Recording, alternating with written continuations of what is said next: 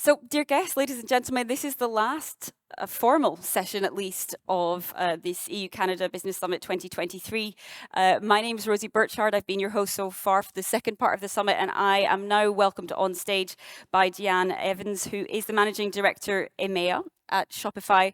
Now, some of you may know Shopify as customers, but if you are not a customer of Shopify, you are definitely a customer of Shopify, and that is because this is, I think, considered quite by many as a real EU Canada success story. Shopify is an all-in-one commerce platform to start, to run, and to grow a business. Shopify is helping people to achieve independence, making it easier to start businesses. And of course, the company says that it believes the future of commerce has more voices, not fewer. So, trying to reduce barriers to business ownership and to make commerce better for everyone. So, really helping people to get that first step in the ladder and to move up. Now, about 10,000 members of staff across the globe, millions of businesses that are powered by Shopify, and of course, quite a lot of social impact initiatives as well. Now, Deann herself, let me introduce her to you. She has extensive experience over the last few years in building, leading, and supporting, nurturing talent and also business across a whole range of industries, from e-commerce to consulting to advertising. She has held C-suite and senior managerial positions across many industries. And here at Shopify, she's really focused on driving growth. Deann Evans, welcome to the EU Canada Business Summit. Thank you very much. So let's start with taking a little trip down memory lane. So where did the Shopify journey begin? And what about you? Where did you personally come into that story? Absolutely. So the Shopify journey began when our founder, Toby Luque, started a e-commerce website for a snowboard store. So it was called Snow Devil, and he was passionate about snowboarding, but also passionate about programming. And so he found that there were a lot of barriers to entrepreneurship when he tried to set up this store. One of them being the technical development of the e-commerce store. Plenty of others as well. But he set it up, it was a success, and then all of a sudden other business owners and entrepreneurs wanted to start also building on this platform. And so Shopify was born out of that. And even the name Shopify is a combination of shop and simplify. So making it easy to build businesses and to shop online. And so, as you said, that has now scaled to a global company, a success story for Canada and certainly for the EU as well, as we build our business and entrepreneurs build on the platform here.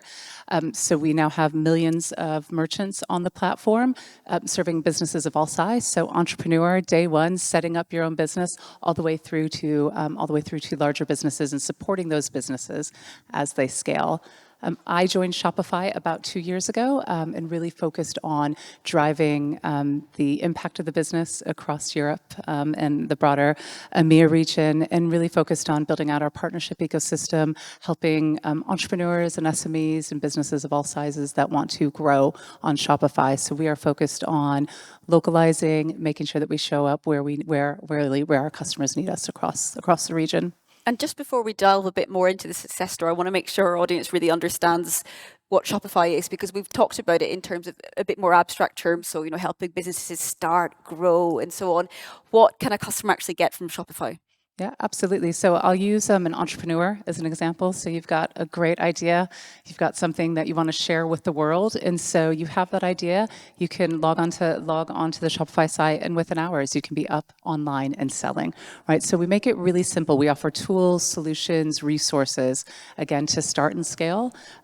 Because this is a EU Canada summit, I'll also talk about we offer a lot of opportunities for cross-border. So tools like we have a tool called Translate and Adapt that will actually translate a website into another language, right? Able to help with cross-border trade, currencies, things like that. And so it's really everything that you need, one, for e-commerce, but it goes beyond that. So we also offer B2B solutions, so wholesaling solutions, retail point of sale. So it is really the full commerce suite and solution of products that we offer.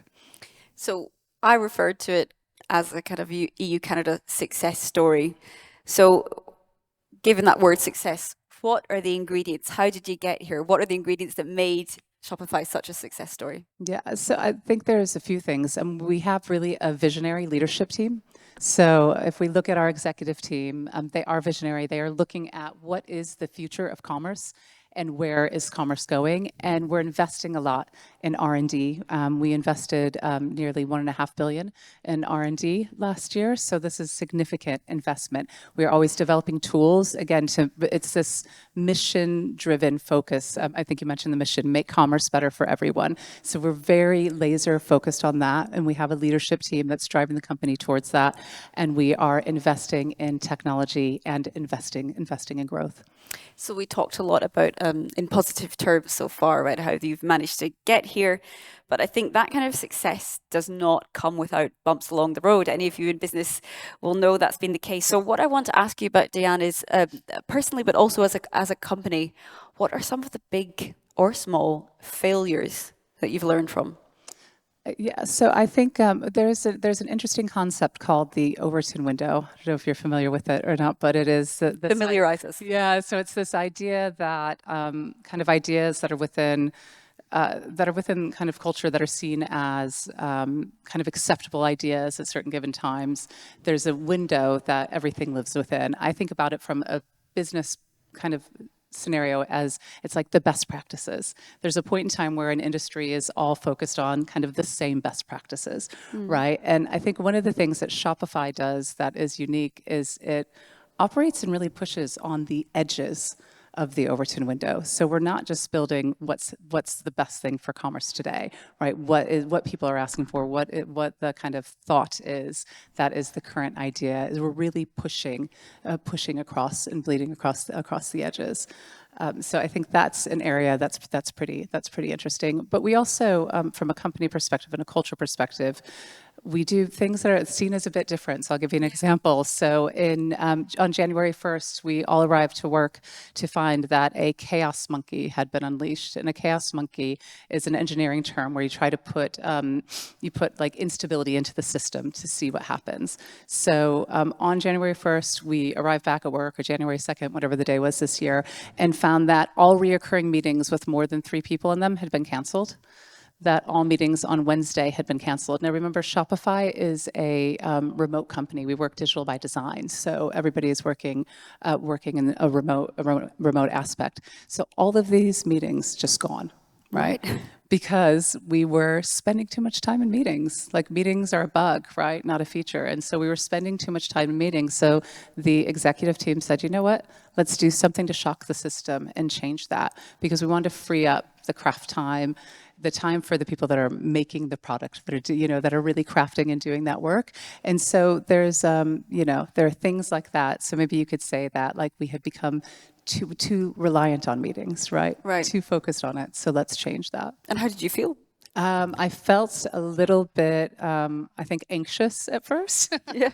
For maybe an hour, and then meetings were a crutch. Yeah, meetings were a crutch, right? And it made me go, oh wait, what is this? But it was great, and and as a result of that, we all have a lot less meetings, right? And you think about it differently. We even developed a meeting cost calculator.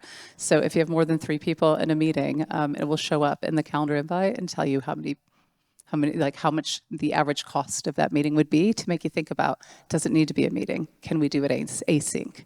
Is this really something that's worth the time for everybody involved? So that's something you've learned from, essentially. Absolutely, yeah.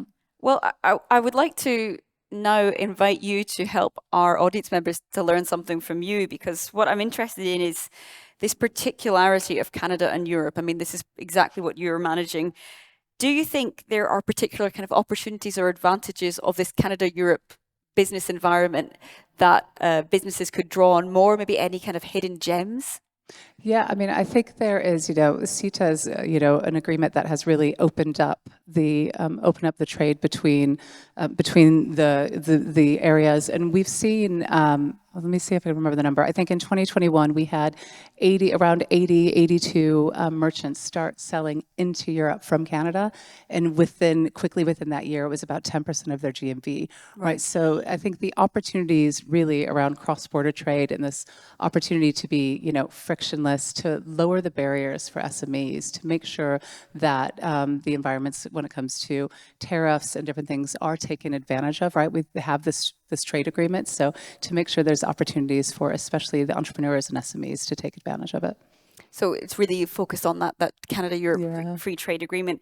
And I wonder if you can talk a bit about I want to continue on this topic of advice, right? Because there are people in this room, and you as well in your own experience, who are maybe looking to grow their business. I know that you've not only worked at Shopify. So do you have advice in your position based on your experience for those who want to kind of harness the potential of this free trade agreement and hoping to take their business in Canada or Europe or across the two to the next level? Yeah, absolutely. I think, technology is a key driver, right? So technology has to be something that you consider that you are utilizing. Shopify obviously is a platform that allows that. There are plenty more, but understanding what technology is available, how you can leverage it, but then really thinking about who's your customer, who's your audience, who's your consumer. And what we're seeing in commerce is we see shifting consumer habits.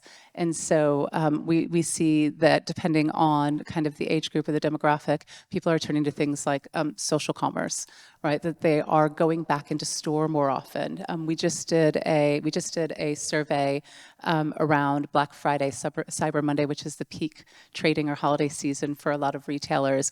And what we found that is that consumers, while they have tightened their purse strings over the last few months, they are actually planning to spend as much as they did last year, or in this, or near as much as they did last year in this holiday season or in this peak selling period.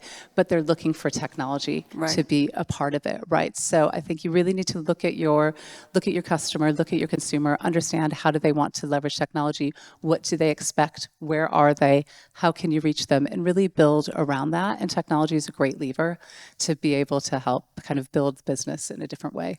But Deann, we both know technology is moving very fast. It can be so hard to keep up with. Now, you have a wealth of experience, not only at Shopify, but also in e-commerce more broadly. So for example, I know you worked at eBay in the past.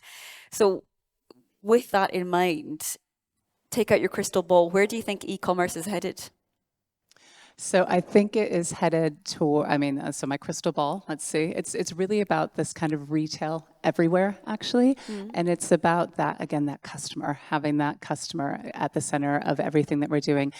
AI, everyone is talking about AI. It's going to continue to be something that we talk about at Shopify. We are weaving it into everything that we do across the platform. We launched something called Shopify Magic, where we have AI tools that are built into the platform to make it easier for business owners to use the platform. So can you give us some examples? Yeah, so it can help them be more operationally efficient, right? It can help them, for example, ask a question to understand maybe what happened with their sales for the day. So what's my best-selling product? Things like that. Okay, so kind of optimization. So help them, yeah, exactly. So I think we're going to continue to see, we're at this, we're at the dawn of AI at this point, right? We're going to continue to see that be built into products and tools, make it easier for business owners and entrepreneurs to drive their businesses. But I think the other part of it is again, it's making sure that you're connected to what that customer does. And the customer, my thought is that the customer of the future is going to want to be able to shop wherever they are.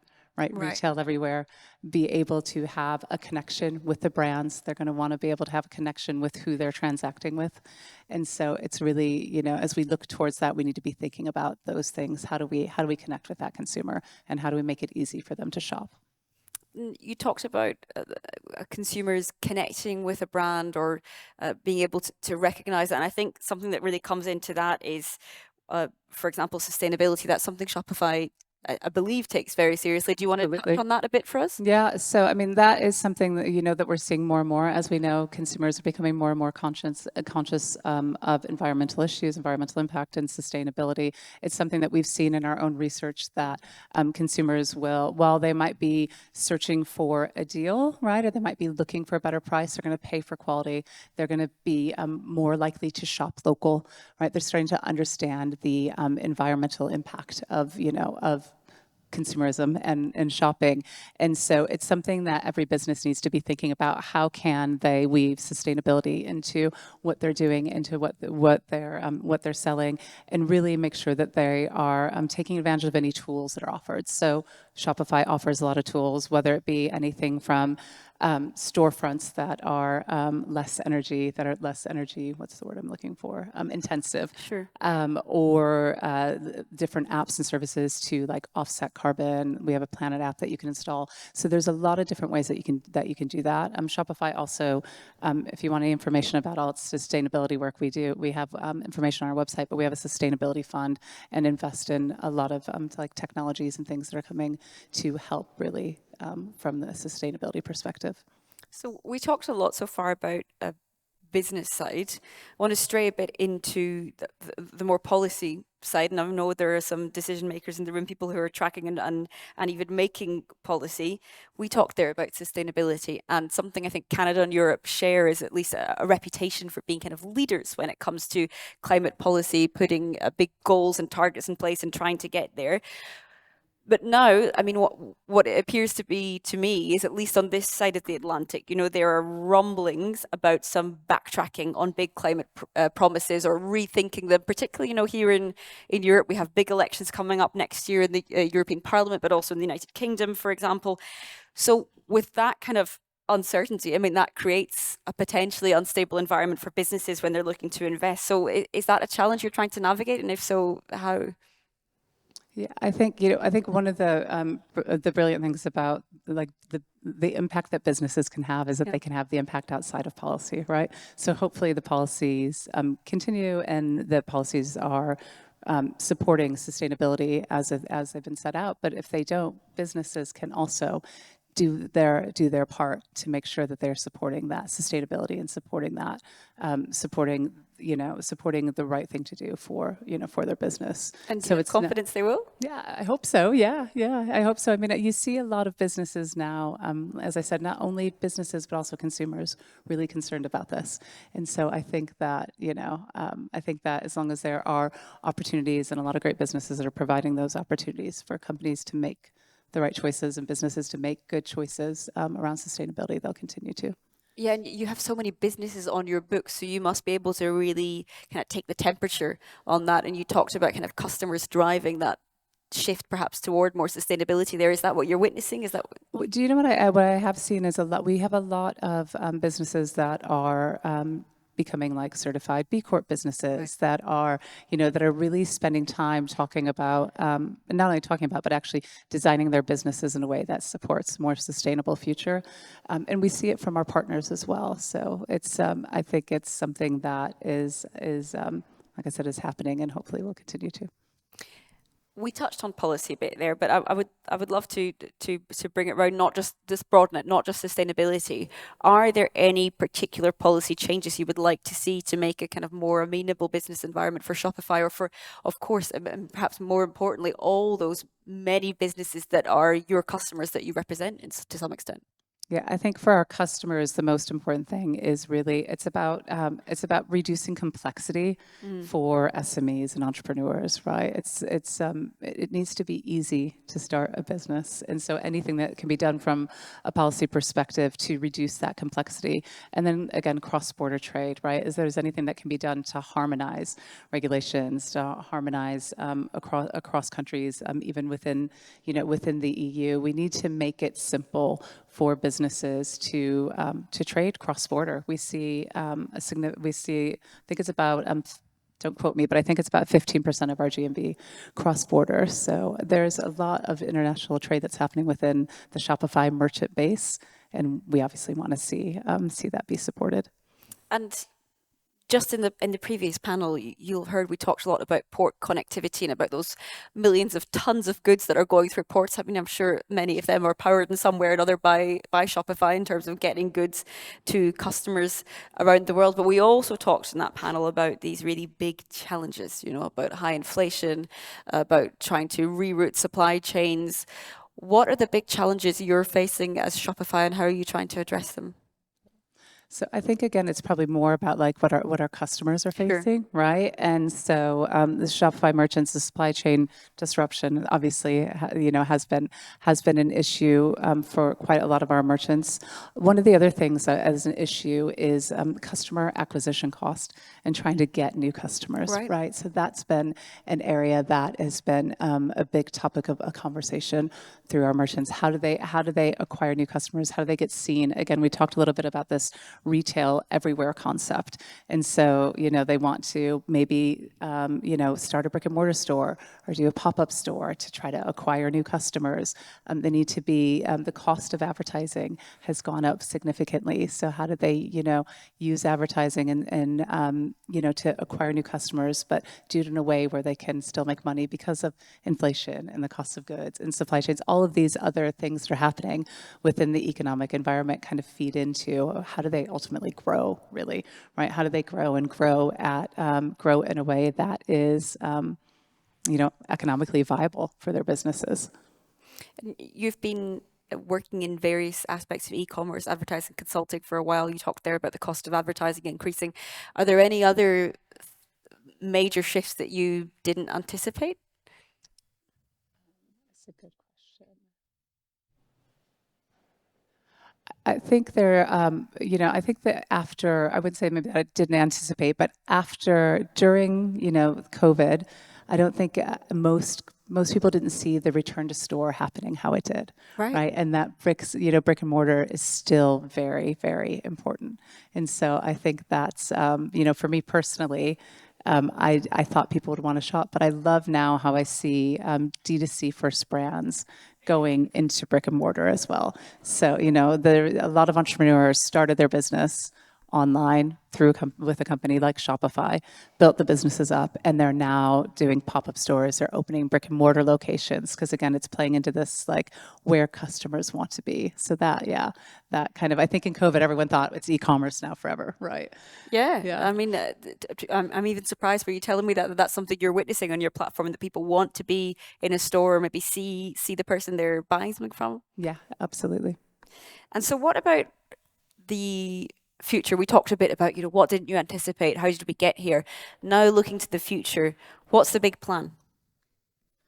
So I think, from a Shopify perspective, we're going to continue to invest in innovation, right? So that is really important. There is as a company, we are all laser focused on making commerce better for everyone, right? That is 100% what we do. Everyone lives and breathes the mission, and we do that for our merchants and for our partners.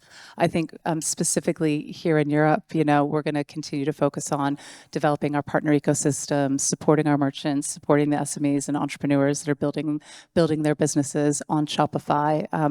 Canada and North America are our home market, but we see a lot of potential in Europe, and my personal hope is that we continue to grow a lot. And I don't want to ask you to expose any trade secrets here, of course, but are there any particular features or aspects of this plan that you're really excited about to get your teeth into over the next few years? Yeah, so I think a couple of themes that I've talked about, but for me, cross-border trade and cross-border commerce is incredibly important for our merchants. If you think about it, if you're on Shopify, and you have your business set up, you're in Canada, right? You want to sell to the EU. And with the Markets product that we've launched, and there's another product called Markets Pro, which it's a merchant of record solution, so it makes it really simple to deal with tariffs and everything else.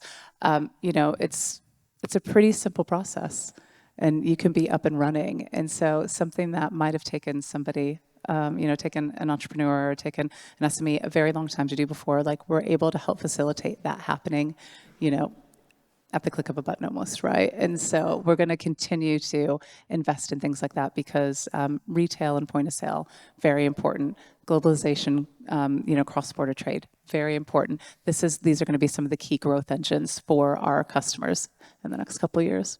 And I wanted to ask you a bit about best practices because, of course, you're not only talking to businesses around the world, also team members around the world, right? You said digital by design. A lot of our people in this room might be navigating some of the challenges which do still come with not only cross-border, but cross-Atlantic, right? I mean, I'm just thinking my own experience when I was reporting for Canadian TV, just thinking about a time zone, thinking of, okay, how do I use the word today or to say tomorrow, this kind of thing. So do you have any best practices for, really facilitating smooth working environment across such a large geographic space? Yeah, it is challenging. You're right, and it's something. So I'm American originally. I've lived in London for I think nearly 14 years now, and I've always worked in international organizations that have this type of have this type of complexity, and I think it's the understanding and actually just realizing that things are different. You might speak the same language, but culture is different, or time zones are different, and being really considerate and understanding what your team members need in the different places and in the different time zones. I think there is a website that has a I can't remember what the website now, but it essentially tells you what time zone it is. You can put in the time zones you need to schedule a call, and then gives you a suggestion. It's one that I've got bookmarked. So you're just making sure you're always really aware and cognizant of of the different team members and what might be happening when it's 6 a.m. for somebody in Seattle and it's 5 p.m. for me. We're coming to a meeting in a very different state of mind, right? And you've certainly managed to make it work. Yeah, and you can make it. Yeah, you could definitely make it work. Yeah, but I think it's being like I said, considerate. I think is important in trying to understand the different cultures and people's needs.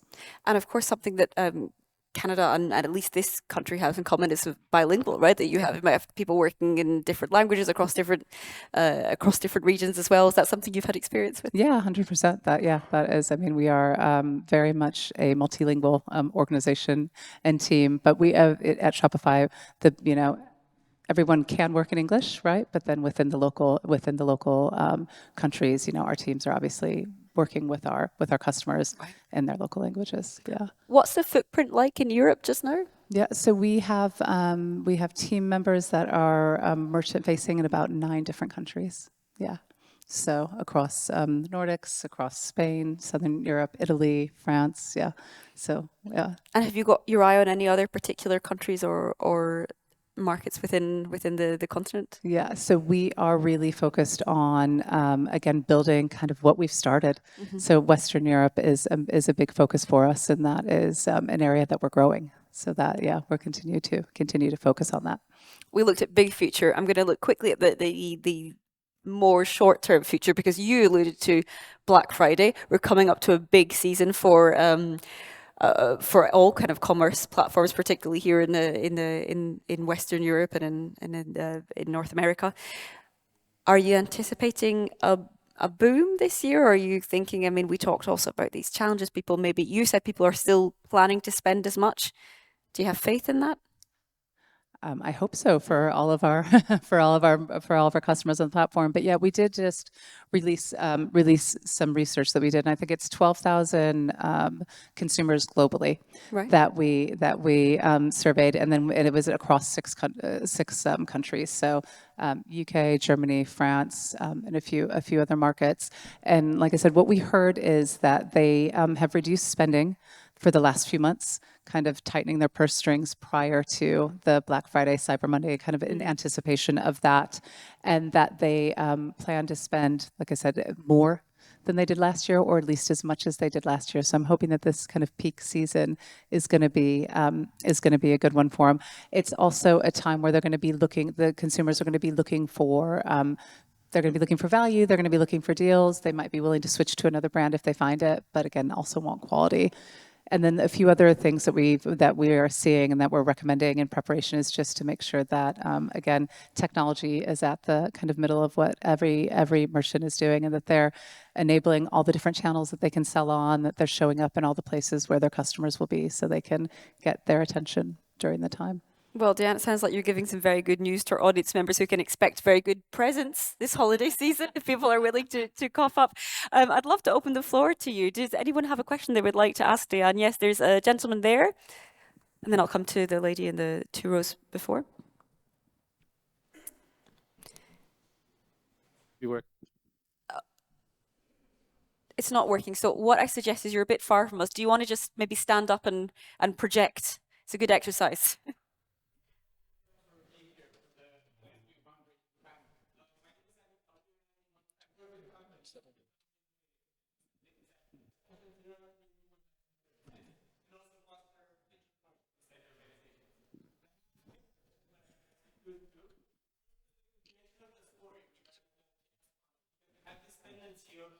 Going back to the things that we already used to, and I was wondering what are the schedule of meetings after the group gets up.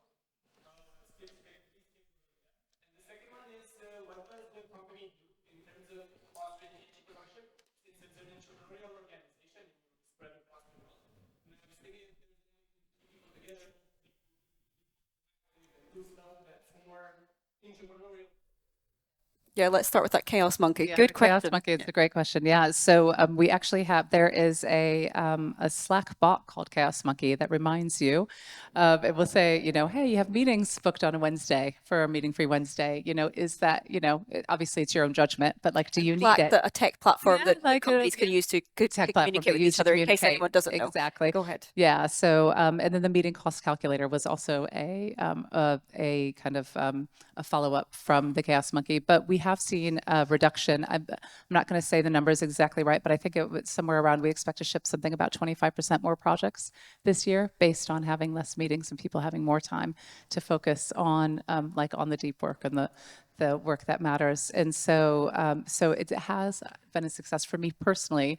I think it's been a success. I do certainly have points in time where I'm like, oh, all the meetings are creeping back up. And then I start to go, does this actually, again, need to be a meeting? And I think it also forced a lot of our team or gave them a perspective change. So I now personally do a lot of async things where, so asynchronous, where I might record a video. It's like a 3-minute video and send it to someone, or 2-minute video, because it's just that, like, I would have booked a 30-minute meeting. I don't need a 30-minute meeting, but, record a video that can kind of see my facial expression, maybe throw a slide up, hey, here's what I want you to know about, and then we can communicate that way. Yes, because of course, in defense of the meeting, why we're all here, that FaceTime counts, right? FaceTime counts, absolutely, absolutely, and yeah, and so meetings are certainly, yeah, it definitely counts, but it's just about being, really intentful about how we're spending our time. Yeah. And the second question was about fostering entrepreneurship. Yep. Yeah. So I think Shopify. I mean, we kind of. I think our, like I said, our earlier on, make commerce better for everyone, but entrepreneurs are a huge focus of what we do, right? Like the company was founded based on entrepreneurs. And I don't know if the question was, do we do that internally or was it more about externally? Yeah, entrepreneurship. Yeah. Right. Okay. Yeah. So yeah, I mean, we have a very, I would say, like, flat organization that is crafter, as we call it, like people that are doing the work led. So within Shopify, anybody can start a project, have an idea, build momentum. And we actually do, we have a hack days that we do twice a year where we have people kind of get a few days specifically focused on building, building whatever it is that they want. I think the meeting cost calculator actually came out of a hack days project. Right. Yeah. So we have a very, very much an entrepreneurial environment. Yeah. And there was another question from a lady in the third row. I don't know if we have a microphone. Great. Don't get jealous. Sorry. Hi, my name's Ava, and I'm also a master's student at KU Leuven. And I wanted to ask about other ethical practices. You talked a little bit about Shopify's focus on sustainability, but I know especially in the post-COVID world, there's been a little bit of increased scrutiny on online commerce platforms. I'm specifically talking about Amazon, which is going through its own antitrust suits in the US finally, and just in general scrutiny over anti-competitive practices which harm consumers as well as merchants. And I was wondering how your company maybe seeks to differentiate itself as an online commerce platform, and anything that you have to say about the ethical sustainability in terms of competitiveness and benefits to consumers and merchants for online commerce platforms in general. Yeah, so if you think about Shopify and kind of what we do, right? We are, especially if we focus on the e-commerce platform for a minute, that is the companies or the brand that's building that on the platform. That is their direct connection. It's direct to consumer, right? So that's their home. At that point, they are driving all of their or they could be driving all of their online trade through that site. And so I think one of the most brilliant things that Shopify does is that we make it accessible and easy for anyone to build kind of their storefront to the world. And so from that perspective, it's giving opportunity to entrepreneurs, to SMEs, to digitalize their business, and again, to build for the world. So I think it's pretty good. I can open the floor to any other questions if there are some. Yes, gentleman in the back. Thank you very much. And thank you for coming all the way to Brussels to enlighten us on what Shopify is doing. I have a question regarding a recent partnership you've signed with Amazon, which is arguably your biggest competitor. And I found it quite interesting that you've decided to work more closely with them to allow Shopify customers to buy with Prime via the Shopify app. And I'm just trying to understand, beyond this particular move, is this part of Shopify's in general organizational culture of being more collaborative as opposed to maybe competitive with some of its key sort of competitors, or what is this all about from your perspective? Yeah, our Thank you. audience have done their research, Dan. No, that's very good. Yeah, so Shopify has an ecosystem of partners, right? I think we have something like 8,000 developers, or it's probably even more now, that develop on the platform. But the platform, and really kind of, again, going back to Shopify's mission, like Shopify's mission is to make commerce better for everyone. And so that means that we have a platform that is extensible, and we offer integrations with various different companies and services that, as long as it's, again, mission aligned and it's something that's going to help the businesses that build on our platform. So again, a positive outlook. I can open the floor if there are any other questions here. Yeah, otherwise I would love to ask you a bit about you, Ava, I think was your name. You touched on Amazon accusations of anti-competitive practices. It brings into mind for me, of course, there's a lot of regulation going on here in the European Union just now with regards to big online platforms, Digital Services Act, Digital Markets Act, for example, and that follows in the footsteps of some other big, really meaty pieces of legislation, GDPR. And I think what I've heard many commentators say in the past is that, you know, Europe might not be able to boast to be the biggest, necessarily the tech hub or the innovation hub. You can argue with me on that one, but certainly on regulation, it is a driving force. It's a place where things start and then you see them translate into other parts of the world cropping up. Have there been big changes you've had to make with regards to regulation? Have you been asked to advise or give advice on what you would like to see in these less, you know, about the kind of regulation for smaller businesses, but these bigger kind of tech rules, being competitive and so on? Have you got any experience on that front?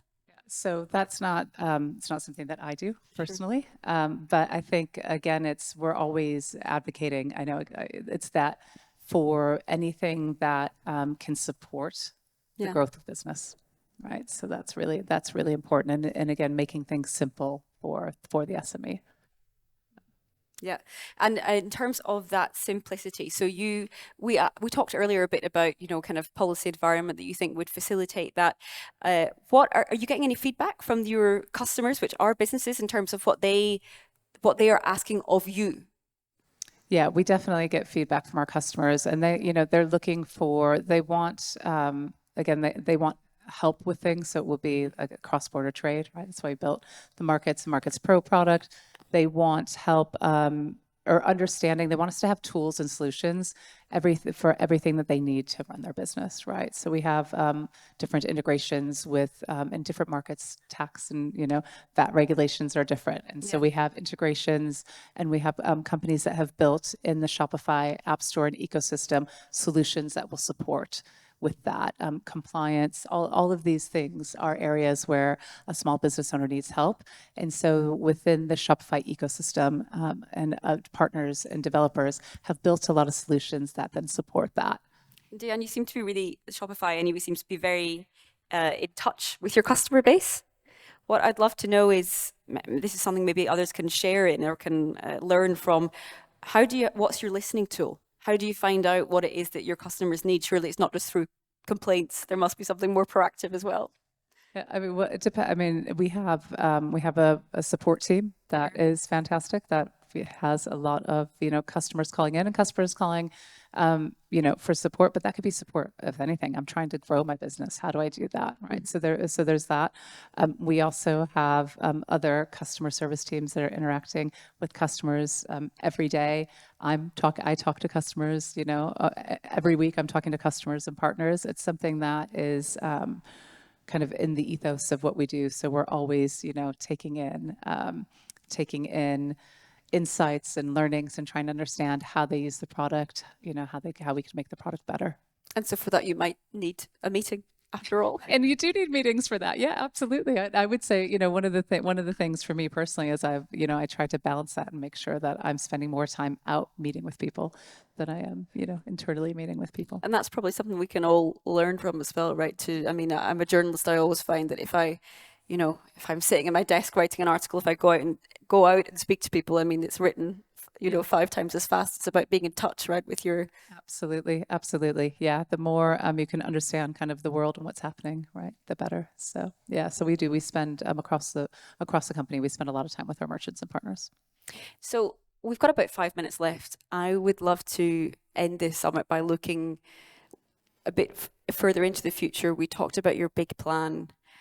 Just let us know, what are the challenges you're anticipating, right? We talked a bit about technology. You talked about the power of it, the potential, the positive potential. Are you also concerned about bigger challenges that it could bring, or other aspects? I think from a challenges perspective, it's really there are going to continue to be, we're in a time of economic downturn, right? So there are going to continue to be challenges there. So it's making sure that, again, businesses are aware of the tools that they have and that they're using everything that they can to really support their growth and what they need to do. I also think, customer expectations. So if you think about the end customer expectations, especially from a retailer or an online retailer's perspective, like, they are changing, right? So it's like, how do you keep up with your customers? So I think these are not, nothing that's insurmountable, but it's making sure that, again, you're focused specifically on your customer, what they need, where you need to meet them, what they need to, be loyal to your brand and loyal to your business, and then making sure that you're evolving with that. Because if a business doesn't evolve with the customer's changing needs, then it's definitely not going to grow at the pace it can. And evolution is part of the game plan for Shopify. Yeah, absolutely. Yeah. So I'd like to use just really the last couple of minutes that we have here. And of course, they're the last couple of minutes before you're all invited to, there's a cocktail reception. So, it's not the very end of the day. And of course, you could use this time to have your own face-to-face meetings, to meet each other. But I wonder, let's reflect on Canada-Europe ties, right? This is the whole point of, this is why people are here. This is the point of this summit. Where do they stand today? What's your hope for them for the future? Yeah, look, I hope that from Canada-Europe perspective, we just continue to see the collaboration, that we continue to encourage businesses to invest, right? And so doing events like this, making sure that we're spending the time and educating on the opportunities that are available, and then driving trade between the regions. Yeah. And so big hopes. Yeah, big hopes, definitely. Yeah. And you'll be there to keep driving it forward. Yeah, absolutely. And Shopify will be continuing to support, for sure.